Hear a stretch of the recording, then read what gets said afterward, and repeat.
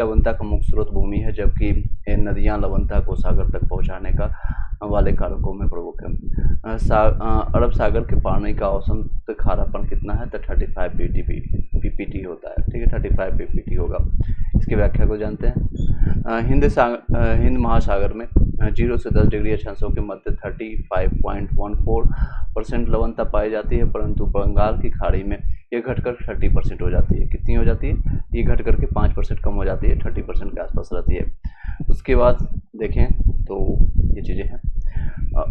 वहीं अरब सागर में 36% लवणता पाई जाती है, अतः विकल्प बी जो उसका सही निकटतम सही था। 103 नंबर क्वेश्चन है, निम्नलिखित सागरों में से किसमें औसतन लवणता सर्वाधिक पाई जाती है? तो मृत सागर में, डेड सी में सबसे ज़्यादा पाई जाती है।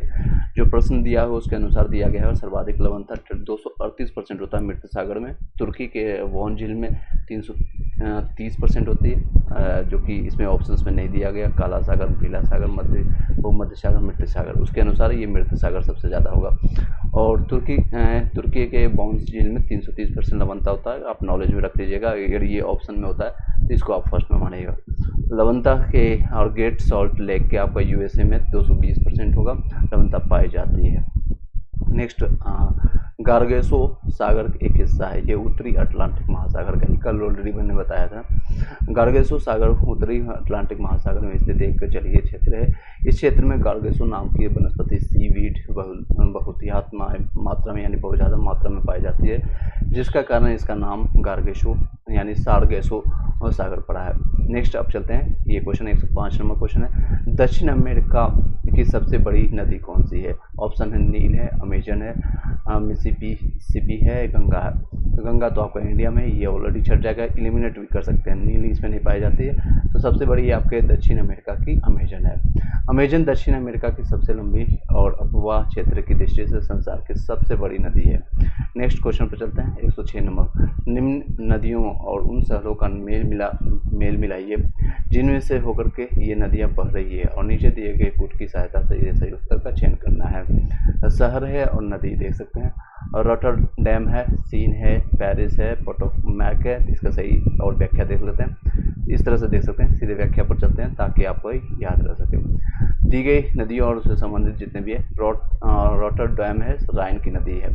पेरिस सीन में पाई जाती है, जो शहर है सीन नदी के ऊपर पेरिस पाई जाती है।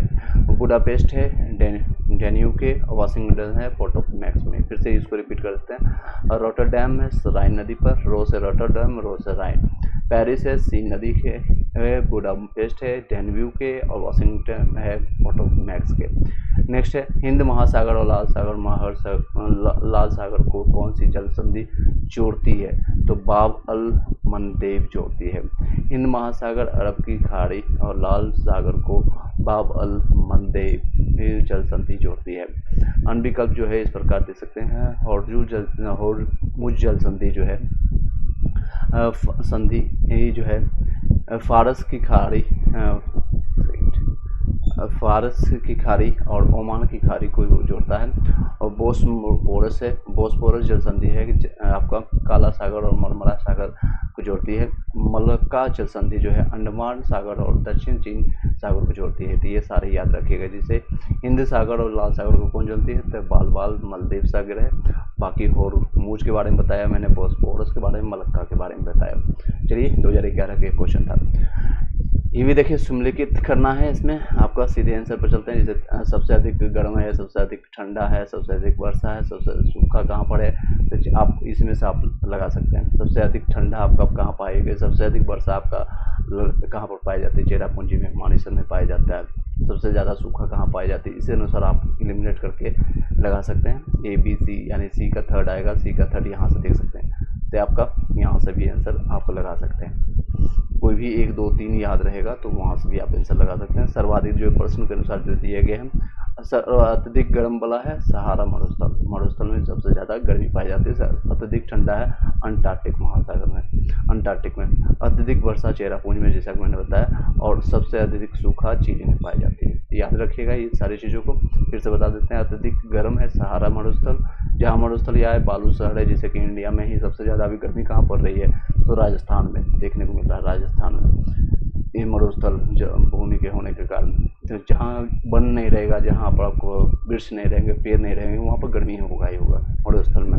सबसे अधिक ठंडा अंटार्कटिक में पाई जाएगी। सबसे अधिक वर्षा जो है ये चेरापूंजी में, ये मानेसर में पाया जाता है। अत्यधिक सूखा आपका चिली में। नेक्स्ट है ये आपका ज्योग्राफी का क्लासेज कंटिन्यू कर रहे हैं हम लोग और आगे देखते हैं। सभी प्ले लिस्ट बना दिया गया, उसको भी जाकर देख सकते हैं। किस मिट्टी में केसिका कैपिलरी सबसे अधिक प्रभावशाली होती है? तो ऑप्शन है चिकनी मिट्टी में, या पांसू मिट्टी में, बलुई मिट्टी में, लोम मिट्टी में। तो सबसे ज़्यादा चिकनी और कैपिलरी जो प्रभावशाली होता है वो आपका चिकनी मिट्टी में होती है। केसिका क्रिया जो होती है यानी कैपिलरी जिसमें होता है क्रिया, कैसे आप देखा होगा, जिसमें चिकनी मिट्टी में यानी क्ले सॉइल में सर्वाधिक प्रभावशाली होता है, जबकि बलुई मिट्टी में यह न्यूनतम पाए जाते हैं, क्योंकि बलुआई जो मिट्टी होती है वो फिसल जाएगी। इसमें है चिकनी मिट्टी में केसिकत्व जो की होती है, जैसे कि यहाँ से लेकर के वहाँ तक जो भी जलधारा हो या खनिज हो, ऊर्जा हो, जड़ से लेकर के तना तक होती है, जिससे इस मिट्टी में फैल सकती है। चलिए 110 नंबर क्वेश्चन है, विश्व में सबसे अधिक कोयला उत्पादन करने वाला देश कौन सा है? ऑप्शन है भारत है, संयुक्त राज्य अमेरिका, चीन है और रूस है। सबसे अधिक जो होता है आपको कोयला चीन में होता है।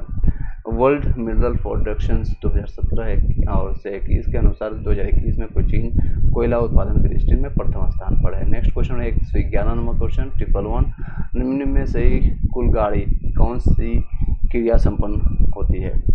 कौन सी कुल गाड़ी के कोयला होती है? खनन से, तांबा खनन से, सोना खनन से या वानिकी? तो सोना खनन इसका आंसर होगा। पश्चिमी ऑस्ट्रेलिया में स्थित कुलगाड़ी यानी कुल गाड़ी सोना खनन के लिए प्रसिद्ध है। वर्तमान में यह पर्यटकों के बीच में माइनिंग घोस्ट टाउन के रूप में प्रसिद्ध है। इस क्षेत्र में सोने की खोज 1892 ईस्वी में की गई थी। 112 नंबर क्वेश्चन है, निम्न देशों में से किस देश में 2019 में सालाना सबसे अधिक सोने का उत्पादन हुआ? ये 2019 का क्वेश्चन है। तो सबसे अधिक सोने का उत्पादन किस देश में हुआ? तो करंट इसका जरूर देखा जाएगा इस साल का। इसमें आपका आंसर जो दिया गया है वो आप देख लीजिएगा। 2019 में चीन सबसे ज़्यादा आपका सोना के खनन करता है। इंडियन मिनरल ईयरबुक 2020 का एनवायरनमेंट मिनरल प्रोडक्शन 2015 से 19 के वर्ष 2019 के उपलब्ध आंकड़ों के अनुसार विश्व में सर्वाधिक सोने का उत्पादन आपका चीन में हुआ है। चीन में 380 टन का हुआ है, ऑस्ट्रेलिया में 326 टन हुआ, रूस में 305 टन हुआ, संयुक्त राज्य अमेरिका में 200 टन सोने का उत्पादन हुआ। बिहार में भी रिसेंटली सबसे ज़्यादा किस जिले में यानी किस डिस्ट्रिक्ट में ज़्यादा सोने का खनन होता है जरूर बताइएगा, कमेंट बिहार स्पेशल में पूछा जाता है। इंडियन मिनरल्स ईयरबुक में 2021 के अनुसार और 20 अनुसार वर्ष 2020 में भी चीन का उत्पादन में प्रथम स्थान है। जो इसी अवधि में चीन में 365 टन, ऑस्ट्रेलिया में इतना हुआ है 327, रूस में 308 और संयुक्त राज्य अमेरिका में 190 सोने का टन उत्पादन हुआ है। बताइएगा विश्व में एल्युमिनियम का सबसे बड़ा उत्पादक है कौन है? तो आपका एल्युमिनियम ऑप्शन है फ्रांस, भारत, यूएसए, इटली। सही जवाब होगा भारत में। वर्ल्ड मिनरल प्रोडक्शन जो आपका 2017 से 21 के आंकड़ों के अनुसार वर्ष 2021 में, ये आपका 15 का क्वेश्चन है तो लेटेस्ट देख सकते हैं। उत्पादन में विश्व के 5 शीर्ष देश जो है, पहला है आपका और अब चेंज हो गया, पहला चीन है, रूस है, फिर भारत है, तीसरे नंबर पर आता है कनाडा, फिर अभी लेटेस्ट करंट का ये देख लीजिएगा सारी चीज़ें IR में, इंटरनेशनल रिलेशन जितने भी चीज़ें हैं। 2114 नंबर क्वेश्चन है, तेल के कोष सबसे ज़्यादा किस देश में है? तो सबसे ज़्यादा वेनेजुला में है। तेल के कोष सबसे ज़्यादा किस देश में है? तो वेनेजुला में। इंडियन मिनरल ईयरबुक 2021 के अनुसार वेनेजुला में सर्वाधिक क्रूड ऑयल का प्रामाणिक भंडार 48 बिलियन टन है। वेनेजुला में विश्व का लगभग 19.64% कच्चे तेल का भंडार है। कोयले का सामान्य प्रकार है किसमें पाई जाती है? तो बिटुमिनस है या अर्ध बिटुमिनी है, एंथ्रासाइट है, कोक है। तो सामान्य जो पाया जाता है वो बिटुमिनस में पाई जाती है। कोयला मुख्यतः कार्बन के यौगिक मुक्त कार्बन मिश्रण है। कार्बनीकरण रासायनिक क्रिया द्वारा वनस्पतिक पदार्थों को कोयले में परिवर्तित होता है। कार्बन के अंश के आधार पर कोयला 4 प्रकार का होता है। एक आपका एंथ्रासाइड होता है, बिटुमिनस होता है, लिग्नाइट होता है और पीट होता है।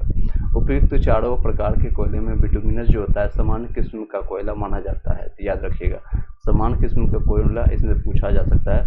इसको हाईलाइट में कर देता हूँ आपको दूसरे कलर से। कोयले आई डोंट नो व्हाई, एक सेकंड। यहाँ दूसरे पेन से मैं आपको बता देता हूँ। कोयले में बिटुमिनस जो है सामान्य किस्म का कोयला माना जाता है। एंथ्रासाइट जो है अत्यंत उच्च कोटि का है और पीट जो होता है सबसे निम्न कोटि का कोयला होता है। भारत में कुल प्राप्त कोयले का 98% से अधिक भाग प्राचीन काल की गोंडवाना शैलों में पाया जाता है। गोंडवाना युगीन कोयला मुख्यतः बिटुमिनस प्रकार का होता है। ठीक है, बिटुमिनस प्रकार का होता है। नेक्स्ट क्वेश्चन बताइएगा, ऊर्जा के वाणिज्यिक स्रोतों में विशुद्धता शामिल होते हैं। क्या क्या होता है? तो शक्ति होता है, कोयला होता है, तेल होता है, गैस होता है, जल विद्युत होता है, यूरेनियम पाई जाती है। ऊर्जा के वाणिज्यिक स्रोत में विशुद्धता जो आपका शक्ति, कोयला, तेल और गैस, जल विद्युत, यूरेनियम शामिल है। निम्न में से कौन सा शहर धातु के व्यापार का सबसे बड़ा केंद्र है? तो आपका लंदन है। धातु का सबसे बड़ा व्यापार का केंद्र आपका लंदन है, यूके में। साफ रात मेघीय रातों की अपेक्षा अधिक ठंडी होती है। साफ जो होता है रात, मेघीय रात यानी जो मेघ पड़ता हो आप लोगों को, मेघीय रातों की अपेक्षा अधिक ठंडी होती है। मेघ वाला क्यों होता है बताइएगा? तो ऑप्शन से आपका संघनन के कारण, विकिरण के कारण यानी रेडिएशन, या आपतन के कारण, चालन के कारण। तो आपका रेडिएशन के कारण होता है संघनन। साफ रात जो होता है मेघीय रातों की अपेक्षा अधिक ठंडी होता है। आप लोगों ने ठंड के समय में देखा होगा, जब जिस समय मेघ यानी बादल आपके आकाश में होंगे तो उस दिन ज़्यादा ठंड नहीं होती, क्योंकि वातावरण को संतुलित करने की कोशिश करते हैं। लेकिन अगर साफ रहे बादल तो ज़्यादा ठंड होती है, क्योंकि रेडिएशन के कारण। मेघीय रातों में वायुमंडल में जलवाष्प देख सकते हैं, एटमॉस्फेयर जो होता है, जलवाष्प की मात्रा साफ रातों की अपेक्षा अधिक होती है। वही गर्मी के पार्थिव विकिरण के वो जलवाष्प अवशोषित करता है, फलस्वरूप मेघीय रातें अपेक्षाकृत अधिक गर्म महसूस होती है। इसके अतिरिक्त गर्म महसूस होती है, याद रखिएगा। इसके अतिरिक्त साफ रातों में वायुमंडल में जलवाष्प की कमी हो के कारण रात्रि के समय पार्थिव विकिरण आसानी से में चली जाती है, यानी जिससे साफ रातें ठंडी महसूस होती है। वास्तव में वायुमंडल की ग्रीन हाउस इफेक्ट जो होता है, ग्रीन हाउस आपको देखने को मिलता है। वायुमंडलीय ग्रीन हाउस प्रभाव यानी इफेक्ट के कारण की भांति व्यवहार करता है। चलिए नेक्स्ट क्वेश्चन बताइएगा, मानसून का निर्वर्तन इंगित करता है। साफ आकाश से, बंगाल की खाड़ी में अधिक दबाव परिवर्तन परिस्थिति से, स्थल पर ताप बढ़ने के क्रम में। निम्नलिखित कूटों से अपना उत्तर चुनें। तो सही जवाब होगा ये तीनों आपका सही है। ठीक है, 1 2 3 आपका सही है, आपका सी आ जाएगा। देख सकते हैं मानसून का विवर्तीकरण, ऊपरी भाग में जब मानसून लौटने लगता है तो प्रारंभ में स्थल पर ताप में थोड़ी सी वृद्धि होती है। इसके बाद स्थल पर तापमान में क्रमशः कमी आती है। मानसून के लौटने के साथ साथ उत्तर पश्चिम में विस्तृत निम्न दाब का क्षेत्र बंगाल की खाड़ी की ओर बढ़ने लगता है। यह समय आकाश स्वच्छ हो जाता है। चलिए नेक्स्ट क्वेश्चन आप लोग बताइएगा कमेंट बॉक्स में। चलिए यहाँ पर मैं देख लेता हूँ कितने लोग अभी लाइव हैं। लेट मी सी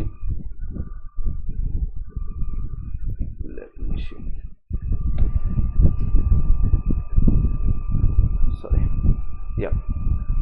यहाँ हम देख पाएंगे जितने लोग भी लाइक अभी शेयर, जितने लोग देख रहे हैं अपने आंसर जरूर बताइएगा, आंसर जरूर अपने पुट कीजिएगा ताकि आपको याद रहेगा।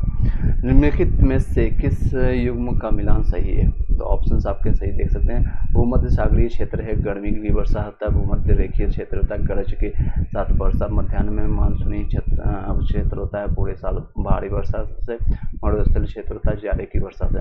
तो इसका सही आपका है बी ऑप्शन। भूमध्य रेखीय यह क्षेत्र है, गरज के साथ वर्षा मध्याह्न में।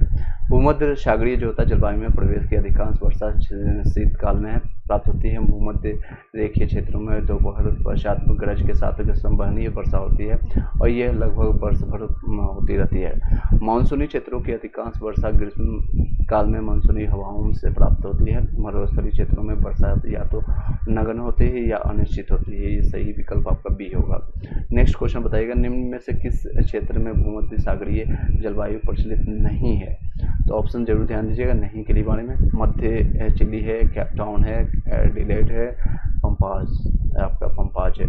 तो सही जवाब होगा पंपाज में नहीं पाई जाती है मध्य सागरीय जलवायु।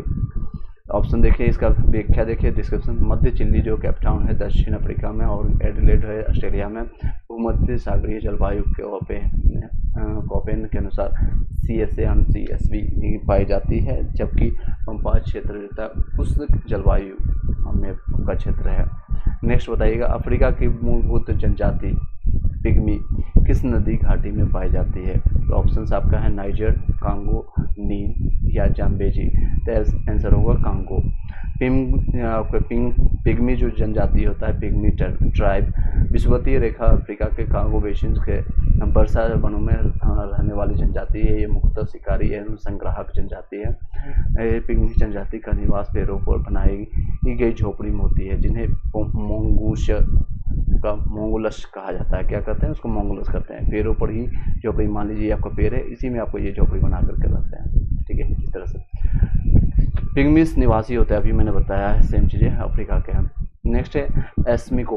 इसमें कितनी बार ये रिपीट हुई है? क्वेश्चन देख सकते हैं कितनी बार ये रिपीट हुई। पिग्मी अफ्रीका की मूलभूत जाति है। आपके यहाँ पर ये रहती है तो कांगो आपको रहते हैं, कांगो नदी पर। ठीक है, पिग्मीस। एस्किमो निवासी है। ये कहाँ के हैं? कनाडा के, मंगोलिया के। और दूसरा ऑप्शन है तो ये आपका कनाडा के है, मलाया के है, श्रीलंका के नहीं, कनाडा के है। एस्किमो जो है उत्तरी ध्रुव के क्षेत्र के चारों ओर निवास करने वाले जनजाति हैं, जो अलास्का, यूएसए और कनाडा, ग्रीनलैंड, डेनमार्क और उत्तरी रूस में निवास करती है। एस्पेरांटो जो होता है क्या है? लैटिन अमेरिका का सर्वोच्च पर्वत है। स्पेन बंदरगाह का नगर है। एक खेल का नाम है। विश्व भाषा के रूप में कार्य करने वाली एक कृत्रिम भाषा है। ये एस्पेरांटो बताइएगा क्या है? तो एक विश्व भाषा, जो कमेंट बॉक्स में टाइप कीजिएगा 125 नंबर का आपने क्या लगाया है और आपका क्या है। अंतर्राष्ट्रीय संपर्क हेतु सहायक भाषा के रूप में एस्पेरांटो भाषा का विकास जेमेनोहॉफ ने किया है। वह देश जो विश्व में रेशम का सबसे बड़ा उत्पादक है वो क्या है? तो चीन है। वो देश जो विश्व में रेशम का सबसे बड़ा आपका उत्पादक है, तो रेशम सबसे ज़्यादा चीन में होता है। FAO 2020 के आंकड़ों के अनुसार आप वर्तमान में जो करंट है वो देख लीजिएगा। विश्व में सर्वाधिक, ये 2018 का क्वेश्चन है, देख सकते हैं।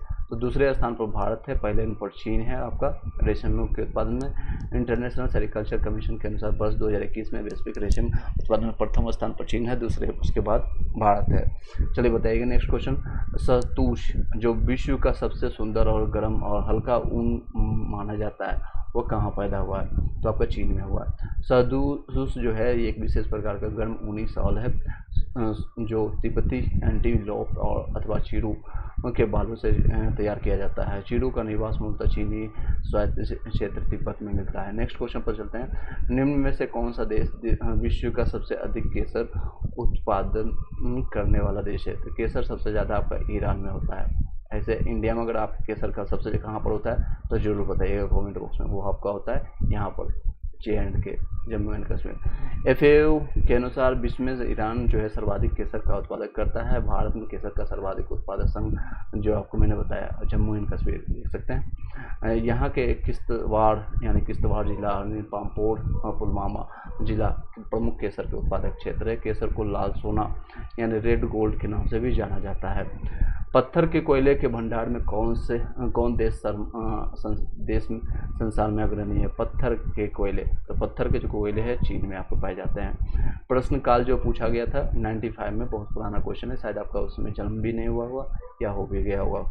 हाँ, देख सकते हैं पत्थर के कोयले हार्ड कोयल के भंडार में चीन प्रथम स्थान पर है, दूसरे पर आपका USA है, तीसरे पर भारत है। इंडियन मिनरल 2021 के अनुसार जो है आपको 20 में के अंत में पत्थर जो है एंथ्रासाइड और बिटुमिनस के प्रमाणित भंडारी अमेरिका उसमें फर्स्ट पड़ा गया। इसके बाद चीन, उसके बाद इंडिया भी वर्तमान में 21 के अनुसार वो 3rd नंबर पर है। संयुक्त राज्य अमेरिका को छोड़कर के विश्व के किन देशों में से कौन सा देश कच्चे तेल का सर्वाधिक उत्पादक करता है? सर्वाधिक उत्पादक आपका करता है सऊदी अरब। प्रश्न काल जो पूछा गया है उसमें इंडियन मिनरल्स ईयरबुक 2021 के अनुसार वर्ष 2020 में कच्चे तेल जो क्रूड ऑयल के उत्पादन में संयुक्त राज्य अमेरिका लगभग 747 मिलियन टन के बाद सऊदी अरब जो है 20 मिलियन टन होता है। मिलियन का मतलब होता है 10 लाख टन सर्वाधिक तेल उत्पादन देश रहा है। वर्ष 2020 में यूएसए के सऊदी अरब के क्रूड पेट्रोलियम के उत्पादन दूसरे स्थान पर, जबकि वर्ल्ड इन्वायरमेंटल फाउंडेशन 2017 से 21 के वर्ष 2020 में पेट्रोलियम के उत्पादन में प्रथम स्थान पर संयुक्त राज्य अमेरिका है, उसके बाद रूस दूसरे स्थान पर आता है। तो ये सारी देखिएगा रिपोर्ट किसकी तरफ से आया है, एक आता है FAA के अनुसार, एक आता है, ये सारे देख सकते हैं करंट अफेयर्स का जो क्वेश्चन है इसको देख के जाइएगा। जितने में वर्ल्ड का न्यूज हो, ज्योग्राफी का हो या फिर इकोनॉमिक्स का हो या फिर आपका साइंस एंड टेक का क्वेश्चन हो, तो करंट से ही रिलेट करके क्वेश्चन पूछा जाता है। निम्न में से कौन सा देश विश्व का सबसे अधिक यूरेनियम उत्पादक देश उत्पादन करने वाला देश है? तो ये कजाकिस्तान, उसमें 2019 में है, तो कजाकिस्तान सीधे ऑप्शन आंसर व्याख्या पर चलते हैं, देख सकते हैं। वर्ल्ड इकोनॉमिक न्यूक्लियर एसोसिएशन के अनुसार वर्ष 2022 में विश्व में सर्वाधिक खान द्वारा यूरेनियम का उत्पादन करने वाला देश कजाकिस्तान है। दूसरे और तीसरे स्थान पर कनाडा और नामीबिया है। टीन मिलता है आपका प्लेसर निक्षेपों से में। विश्व में प्राप्त होने वाले टीन जो है, टीन 80% मात्रा प्लेसर डिपॉजिट से प्राप्त होती है। ये निक्षेप रिवर बेड्स में पाए जाते हैं। अधिकांश प्लेसर निक्षेप दक्षिण पूर्व एशिया में फैले हैं। इंडियन मिनरल्स ईयरबुक 2020 और 21 और 20 के आंकड़ों के अनुसार जो है शीर्ष टीन उत्पादक देश क्रमशः है। पहला चीन पर है, दूसरा इंडोनेशिया, फिर म्यांमार और उसके बाद पेरू है। मृदा संरक्षण वह प्रक्रम है जिसमें क्या होता है, जिसमें मृदा उर्वर मृदा में परिवर्तित होती है, मृदा पतित होती है, मृदा अपवर्धन होता है या मृदा को नुकसान से सुरक्षित किया जाता है। तो मृदा संरक्षण मतलब किसी न किसी को संरक्षित करेंगे, तो ये आपका सटीक आंसर है। मृदा संरक्षण का वो प्रक्रम है जिसमें से मृदा को नुकसान से सुरक्षित किया जाता है। ये देख सकते हैं कब का क्वेश्चन है। बृहत अर्थों में मृदा संरक्षण यानी सॉइल कंजर्वेशन का अर्थ केवल अपवर्धन को नियंत्रित करने का ही नहीं होता, बल्कि इसका उद्देश्य होता है भूमि की उच्च स्तरीय उर्वरता को बनाए रखना भी होता है। सामान्य जो अर्थों में देखें तो भूमि उपयोग में सुधार की ही मृदा संरक्षण कहलाता है, यानी कि जो भूमि जिसमें आप फल उपजता है या जो भी आप करते हैं उसको संरक्षित भी करना एक मेन मकसद है। 3 कठिया प्रथा आपने सुना होगा, नील विद्रोह आपने सुनाया होगा, 1917 की घटना आपने देखा होगा जब मैंने हिस्ट्री के दौरान बताया, तो वहाँ पर नील की खेती से मना कर दिया जाता था, इसी कारण से 3/20 कट्टा था। चलिए आज भी इस वीडियो को यहीं पर रखते हैं, आगे वाले क्लासेज में करेंगे। इलेक्ट्रिसिटी का बार इशू होने के कारण ये क्लासेज स्थगित कर दी जा रही है। Thank you so much, sorry for the delay and जल्द ही हम इसको पूरा ज्योग्राफी कंप्लीट करेंगे। पॉलिटी आपका कंप्लीट हो चुका है, हिस्ट्री कंप्लीट हो चुका है, साइंस एंड टेक भी कंप्लीट हो चुका है पूरा साइंस। उसके बाद आपका बिहार जीके बचा है, उसको कीजिए। Thank you so much, have a nice day.